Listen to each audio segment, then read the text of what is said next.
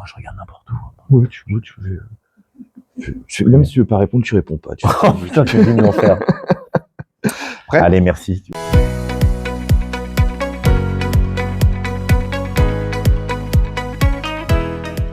Eh bien, nous voici donc à la salle Comédie de La Rochelle, car ce soir et aussi demain à 21h, Julien Saujon joue son spectacle. Salut. Exact. Comment tu vas ? Ben, ça va très bien. Le spectacle, d'ailleurs, un spectacle de type magie. Voilà, un spectacle de type magie, donc qui mélange magie et stand-up. Et donc, du coup, ça va faire bientôt 5 ans que ce spectacle existe, qui tourne un peu dans tous les cafés-théâtres. Et puis, il évolue, évidemment, en 5 ans. Les parties stand-up évoluent plus que les parties magie. Et on se marre bien. Et d'impro aussi, beaucoup d'impro ? Ouais, de l'impro. De base, moi, je viens du théâtre d'impro. J'en ai fait 13 ans.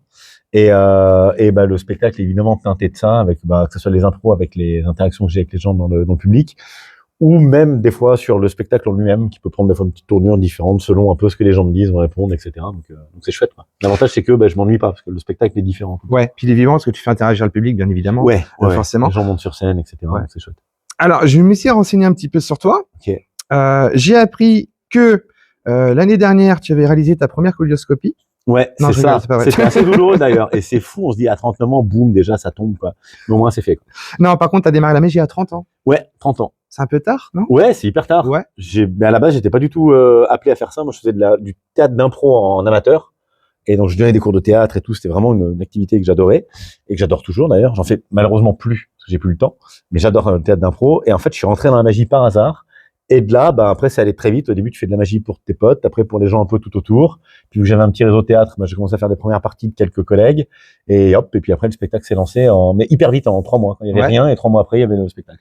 Et c'est David Stone qui t'a donné envie, toi, de faire de la magie. C'est incroyable. Et t'as appris notamment en regardant l'un de ses DVD, je crois. Ouais. C'était ça, hein. C'est exactement ça. C'est fou. Ouais. Hyper bien enseigné. David Stone, qui est, à mes yeux, le meilleur magicien du monde. Et il est français. Donc c'est incroyable, on a beaucoup de chance. Et en fait, c'est même un magicien pour magicien. Il a été très longtemps magicien pour magicien. C'est lui qui crée des tours pour les magiciens. Et dans un second temps, après, il a créé un spectacle et le mec cartonne parce que très drôle et techniquement. Alors après, c'est toujours pareil. Hein, c'est qu'est-ce qu'on aime, qu'est-ce qu'on n'aime pas. Techniquement, moi, je trouve que c'est grandiose ce qu'il fait. Donc ouais, en tout cas, côté magie, je m'inspire vraiment de lui. Qu'est-ce que la magie apporte de plus à un spectacle humoristique, stand-up ? De l'arnaque profonde et intense, littéralement. Non, ce qui est bien, c'est qu'en fait, le public, tu viens de choper des deux côtés. C'est-à-dire que tu as le côté magie qui est, qu'on le veuille ou non, qui va surprendre le public. Il y a un peu ce côté waouh, c'est génial. Donc, les gens qui aiment bien la magie, ils sont contents avec ça. Et généralement, globalement, tout le monde aime bien la magie. Et si tu agrémentes en plus entre les tours des parties stand-up, du coup, tu as une partie qui est beaucoup plus singulière, qui va ressembler beaucoup plus au magicien qui est sur scène. Et du coup, tu as un spectacle qui te ressemble. Donc, en gros, je dis toujours, si vous aimez pas trop la magie, venez voir le spectacle parce que du coup, on se marre bien. Ouais. Et du coup, si les blagues, le stand-up, vous pensez que vous avez fait le tour, ce spectacle-là est différent parce qu'il y a de la magie. Donc, du coup, ce qui est chouette, il y a une singularité sur ce spectacle-là et ce qui me permet de le tourner et je suis très content. Et tu disais avec le public, maintenant, on va dire, t'es un peu rodé parce que le plus compliqué pour toi, c'était de faire des tours de magie en terrasse face à des mecs bourrés. À partir du moment-là où toi, tu peux canaliser ce genre de personnes-là. Ouais, tu peux tout faire. Ouais. Moi, pour moi, la meilleure école en magie, et même quand je fais du théâtre d'impro, on jouait dans des bars à Genève, mais c'était des espèces de repères, de punk à chien, de tout. Mais génial. Enfin, il n'y a pas de jugement, quoi que ce soit. C'est que c'était du public dur à accrocher. Ils sont pas là pour ça. Ils ont pas payé pour te voir, etc. Donc, sur scène, faut réussir à trouver le moyen de les accrocher. Donc, j'ai appris beaucoup le théâtre d'impro dans des lieux, entre guillemets, durs. Et après, la magie, pour moi, la meilleure école, c'est les bars. Parce que il y a du bruit, les gens sont bourrés pas tout le temps, mais voilà, ils ont le coup dans le nez, ils t'attendent pas, ils ont pas du tout payé pour te voir, donc ils s'en foutent. Et quand tu vas vers une table, t'as 4 secondes pour montrer que ça va être un moment cool, que tu vas pas leur tirer de l'argent ou quoi que ce soit. Et en fait, si ça marche dans un bar, ça marche partout. Et moi, je joue souvent mon spectacle dans les bars où il y a du bruit, il y a les gens, il y a du va-et-vient, etc. Et quand tu arrives à choper l'attention de tout le monde, quand tu es dans un théâtre comme ici, tu fais le jeu vidéo en mode facile. Oui, et puis dans le théâtre, les gens ils viennent déjà pour ça de base. Ouais, voilà. Alors que dans un bar, c'est pas spécialement comme tu dis. Les gens ils viennent déjà se décontracter, prendre ils parlent fort, etc. Tu captes leur attention. Et voilà. Et le but c'est d'aller les capter, et puis surtout gérer les interactions avec les gens. Et dans les bars, c'est ce qui est plus difficile. J'imagine il y a toujours des gens qui te demandent, mais il y a un truc dans la magie, c'est quoi ton truc ? Ouais, moi je le dis, c'est truqué. C'est clairement truqué. La magie, c'est truqué. Après, si le job est bien fait, vous voyez pas le truc, c'est ça, le public. Et on a cette illusion que c'est magique, mais il y a rien de magique. En fait, c'est plutôt le job d'illusionniste qui collerait plus que magicien. Parce qu'on n'a pas de cape ou de truc dans le barbe ou machin comme ça. Mais ouais, si c'est bien fait, du coup, les gens voient pas. Mais moi, je suis complètement honnête avec ça. Sur scène, tu peux tout dire parce que c'est du théâtre. Oui. Tu peux dire, je suis un dinosaure, je m'en fous, c'est du théâtre, donc on a le droit. Mais par contre, dès que tu sors de scène, là, t'as, entre guillemets, à mes yeux, t'as le devoir de vérité en disant, oui, c'est truqué.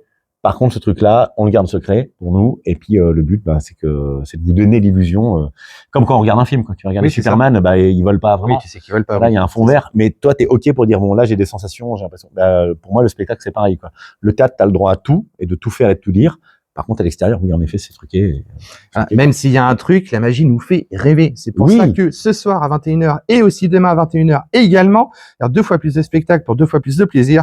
C'est Julien Songeon qui vient jouer son spectacle, un spectacle de type magie. Il y a aussi l'après-midi. Tu fais pour un public un peu plus jeune. Ouais. C'est un instant de type magie. Je suis pas foulé sur les noms de spectacles. Ouais, non, j'ai vu. J'avoue que la com est géniale. Merci. Et alors pour celui enfant, on m'a dit tout à l'heure qu'en plus tu repeignais la pièce, la scène du théâtre. Ouais, il y a du bordel. Il y a du bordel. Ouais, il y a du bordel. C'est donc alors ce spectacle-là, c'est pour les 3-10 ans. Il y a des blagues qui sont faites vraiment pour les enfants. Ouais, pour le coup. Donc ça, c'était un plaisir d'écrire vraiment un spectacle drôle pour les enfants et aussi pour les parents. T'as beaucoup de double lecture ou de choses où là les parents vont rire à des moments, les enfants pas du tout et inversement. Parce qu'en fait, moi, j'avais vu des spectacles pour enfants pour ma fille quand elle était toute petite, et c'est vrai que des fois, on a tendance un peu à oublier les parents qui viennent accompagner, mais c'est quasiment la moitié de la salle quand même. Donc là, ce spectacle, il est vraiment fait et pour les enfants et pour les parents. Et ouais, sans te spoiler, mais les gosses ont droit à quasiment tout, et puis la scène se finit dans un état lamentable. J'adore le concept. Est-ce que c'est plus compliqué justement d'attirer, de capter l'attention d'un enfant, l'enfant c'est de jeune, plutôt que c'est pareil. Mais c'est là le bar m'entraîne bien là. Tu vois, là pour le coup. En fait, un enfant, lui, si c'est pas bien, il va te le dire tout de suite. Il va se lever, il va partir, il va se moquer du gâteau et il s'en va tout de suite. En fait, s'il a vu un truc, il va l'hurler. Si jamais t'as mal fait une manip, il va hurler tout de suite, machin, etc.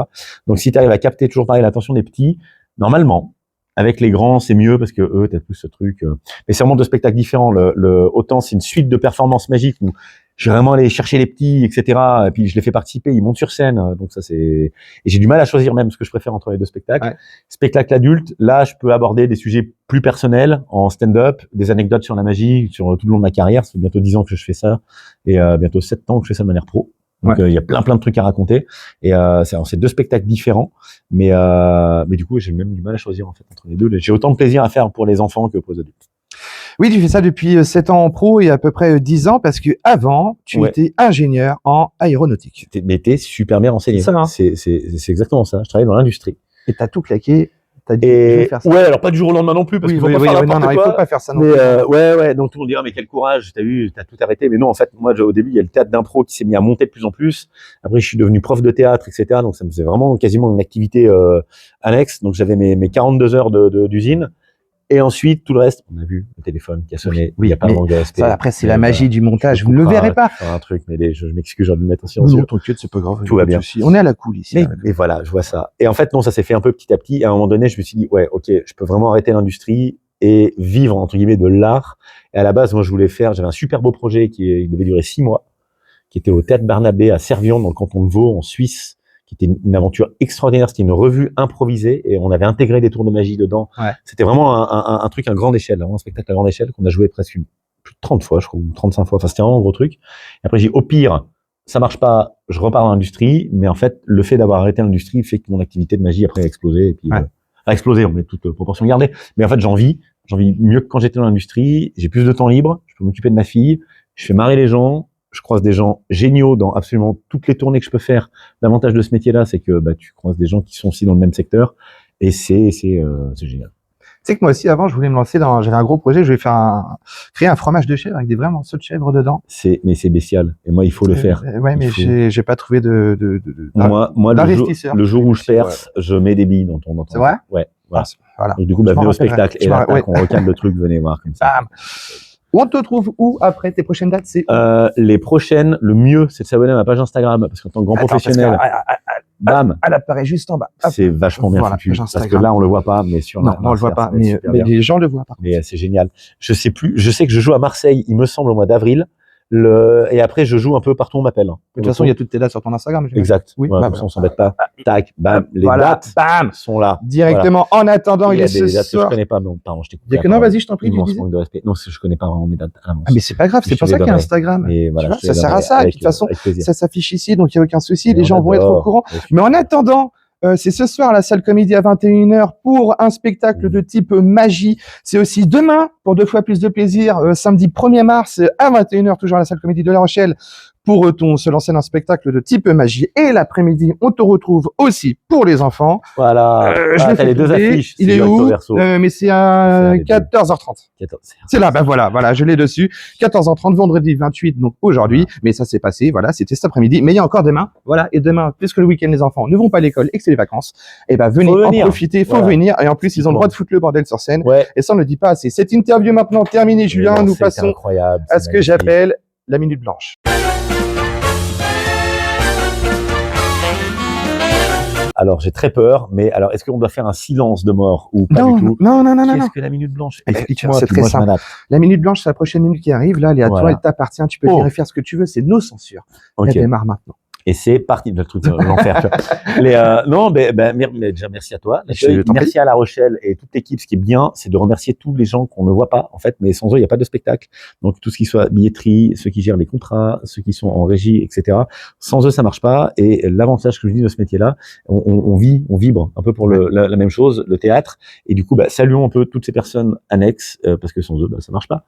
Donc merci, puis merci La Rochelle, et puis les autres dates vont arriver quand on ne sait pas, mais elles vont arriver, donc on a. Je vais essayer l'Instagram. C'est Julien Saujon, ce soir à la salle Comédie de La Rochelle à 21h. Est-ce que voilà. C'est super. Quelques places, pardon. Il voulait pas sortir, mais il est tombé. Et aussi demain, le 1er mars à 21h, également à 14h30 pour les enfants, un spectacle de type magie. Et l'autre, c'est un instant de type magie. Ouais, on s'est pas foulé. Moi, je trouve ça génial. Au moins, on se prend pas la tête. Non, c'est génial. Merci, Julien. Mais merci 1000 fois, c'était un plaisir. Ce soir, je te dis merde. Je sais que tu prendras bien. Voilà, et on le prend.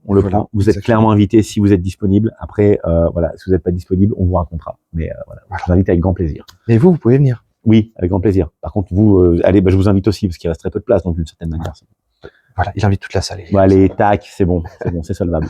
On se retrouve très bientôt. Merci 1000 fois. Merci à toi, Julien. Et nous on se retrouve très bientôt à la salle Comédie La Rochelle, forcément.